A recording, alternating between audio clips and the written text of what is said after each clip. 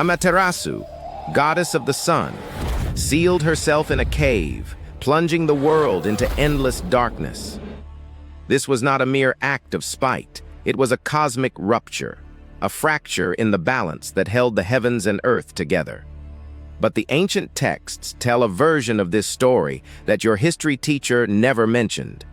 In the land of Yamato, where rice paddies glisten like polished obsidian and cherry blossoms fall like snow, the kami, the spirits of nature and ancestors, wove the fabric of existence. Here the sun was not just a star, it was a goddess, her golden light, the lifeblood of farmers, her laughter, the rhythm of spring.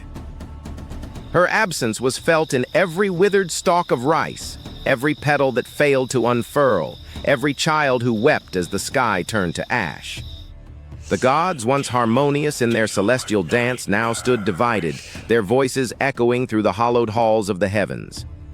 Amaterasu's brother, Susanoo, god of storms and the wild, had always burned with envy.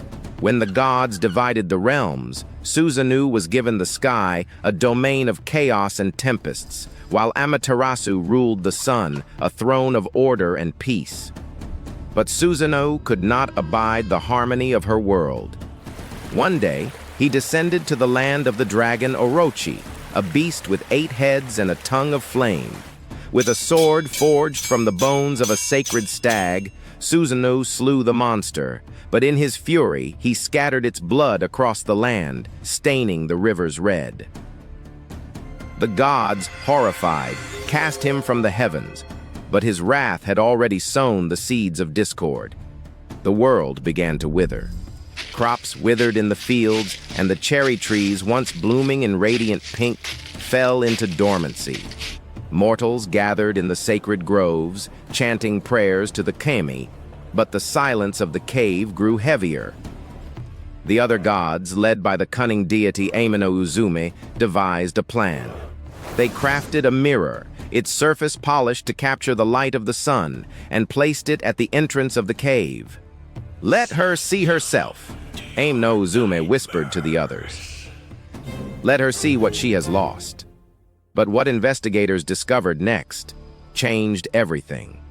In the land of Yamato, where the earth is a tapestry of emerald and gold, the rice fields stretched like liquid mirrors under the morning mist, their stalks swaying in rhythms older than memory.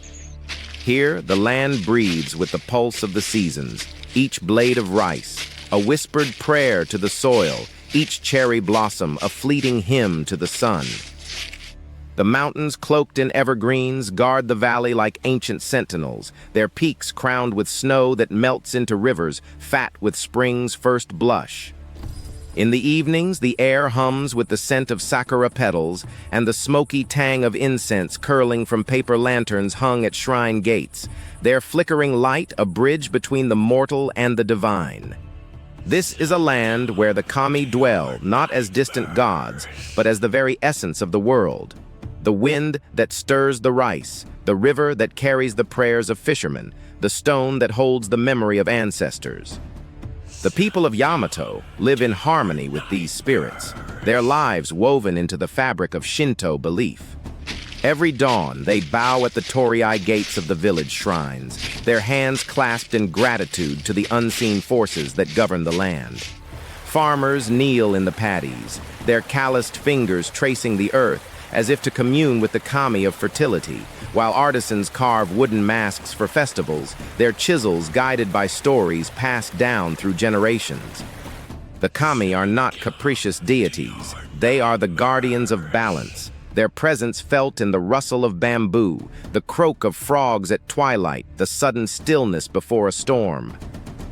Yet this balance is fragile, as delicate as the petals of the sakura that fall in April's breath. At the heart of Yamato lies the sacred forest of Itsukushima, where the sea and sky merge in a dance of tides. Here, the shrine of the sun goddess stands on stilts above the water, its red pillars glowing like embers at sunset. It is said that the kami of the sea and the sun once quarreled, their voices echoing through the waves until the first rice was planted and the first shrine raised. But even this harmony is not eternal. For in the heavens above, a god stirs, his eyes like storm clouds, his heart a tempest of envy. And the land of Yamato, so rich in life, will soon feel the weight of his wrath. Amaterasu's brother, Susanoo, god of storms and the wild, had always burned with envy. When the gods divided the realms, Susanoo was given the sky, a domain of chaos and tempests, while Amaterasu ruled the sun, a throne of order and peace. But Susanoo could not abide the harmony of her world. One day, he descended to the land of the dragon, Orochi, a beast with 8 heads and a tongue of flame.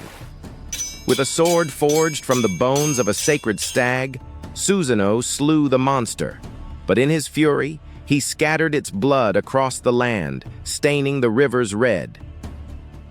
The gods, horrified, cast him from the heavens, but his wrath had already sown the seeds of discord. The world began to wither. Crops withered in the fields, and the cherry trees, once blooming in radiant pink, fell into dormancy. Mortals gathered in the sacred groves, chanting prayers to the kami, but the silence of the cave grew heavier.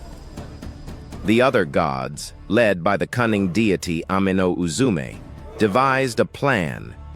They crafted a mirror, its surface polished to capture the light of the sun, and placed it at the entrance of the cave. "Let her see herself," Ame-no-Uzume whispered to the others. "Let her see what she has lost." But what investigators discovered next changed everything. The mirror did not merely reflect Amaterasu's face. It revealed the world outside, a realm of suffering and longing where mortals wept for the return of light. Moved by the cries of her people, Amaterasu stepped from the cave, her golden hair cascading like molten fire. The sky blazed with color, and the cherry blossoms erupted in a cascade of pink petals, each one a prayer from the earth. The gods rejoiced, and the shrine at Ys was built in her honor, its torii gates standing as a bridge between the mortal and divine. Yet the lesson of this myth runs deeper than the triumph of light over darkness.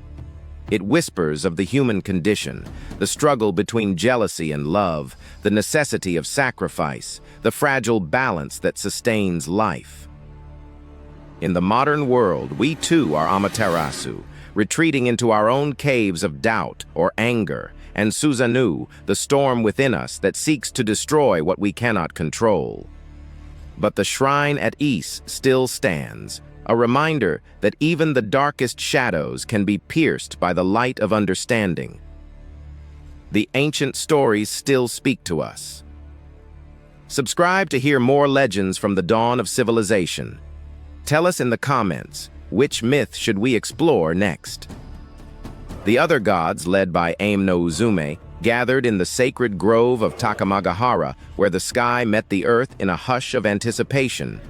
The air trembled with the weight of their plan, for they knew that to move Amaterasu from her self-imposed exile would require more than mere words. It would demand a performance that could stir even the heart of a goddess.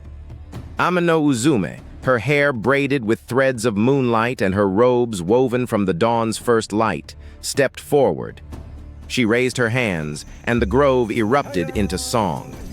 The sound was unlike anything the world had ever heard, a chorus of flutes and drums, the clatter of sacred bells, the rustle of leaves dancing in rhythm. Mortals, gathered in the shadows, watched in awe as the goddess began to dance.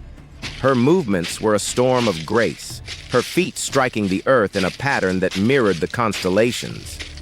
The kami of the forest joined her, their voices rising in harmony until the very stars seemed to sway in time. But the mirror, crafted from the polished shell of a sacred clam, its surface as smooth as the sea's surface, was the true centerpiece. It had been forged in the forge of the god of fire, its edges etched with the names of the 12 months and the cycles of the moon. As Ame-no-Uzume danced, the mirror was placed at the mouth of the cave, its surface gleaming with the light of 1,000 suns. The other gods, their faces painted with the colors of the seasons, stood in a circle. their voices rising in a chant that spoke of renewal, of the sun's return, of the world's need for light. And then, as if summoned by the ritual itself, the mirror reflected not the face of Amaterasu, but the world beyond the cave, the rice fields withered in the dark, the cherry trees standing skeletal, the faces of mortals etched with despair. For the first time in her self-imposed exile, Amaterasu saw the cost of her silence. The mirror did not merely show her reflection, it showed her the life she had abandoned, the people who had pleaded for her return, the kami who had wept in her absence. The weight of her own pride, her own isolation, pressed upon her like the mountain winds of the north. And in that moment, as the song of the gods reached its crescendo, the cave trembled. The light of the sun, long hidden, began to seep through the cracks, a golden whisper of what was to come. The shrine at east rose from the earth like a hymn to the sun, its wooden torii gates gleaming with the sheen of freshly polished cypress, their red paint a mirror to the crimson of the setting sun. The people of Yamato, their hands calloused from years of tending rice paddies, labored in reverence to raise its pillars, each beam hewn from the sacred forest of Kumano, where the spirits of the land whispered secrets to those who listened. The shrine's design was a reflection of the cosmos itself, a place where the divine and mortal could touch, where the breath of Amaterasu's light would forever linger in the air. At its heart stood the mirror, not merely a relic of the god's cunning plan, but a sacred object, its surface unmarred by time, its edges adorned with carvings of cherry blossoms and serpents, symbols of both renewal and the chaos that had once threatened to consume the world. For generations, the shrine became the heart of Shinto worship, a place where mortals brought offerings of rice, sake, and prayers woven into silk.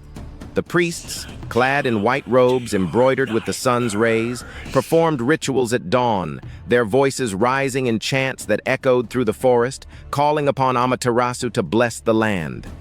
Yet the shrine was more than a monument to the sun's return. It was a testament to the fragile balance between light and shadow. The people of Yamato understood that even the most radiant deity had been tempted by darkness, that even the greatest of gods could falter. They built the shrine not only to honor Amaterasu, but to remember Susanoo's storm, the chaos he had wrought, and the lesson that no soul, mortal or divine, was immune to the pull of jealousy or the weight of regret. In the modern world, the shrine still stands, its torii gates weathered by centuries yet unbroken, its mirror still reflecting the sky.